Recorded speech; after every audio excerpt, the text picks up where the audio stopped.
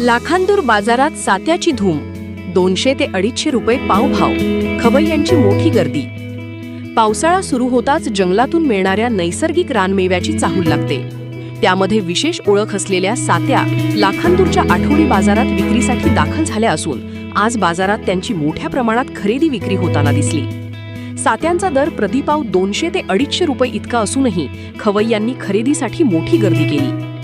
आज लाखांदूर शहराचा आठवडी बाजार असल्याने तालुक्यातील विविध भागांतून विक्रेते मोठ्या प्रमाणात सात्या घेऊन बाजारात आले होते.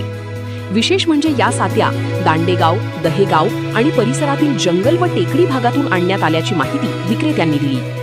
स्थानिकांच्या माहितीनुसार आभाळात मेघगर्जना होऊन चांगला पाऊस झाल्यानंतरच टेकड्यांमध्ये नैसर्गिकरित्या सात्या उगवतात. त्यामुळे वर्षातून केवळ एकाच हंगामात त्या उपलब्ध होत असल्याने त्यांना मोठी मागणी असते. चविष्ट, पौष्टिक आणि जीवनसत्वांनी समृद्ध असलेल्या या रानमेव्याची चव चाखण्यासाठी नागरिक मोठ्या उत्साहाने खरेदी करताना दिसत आहेत.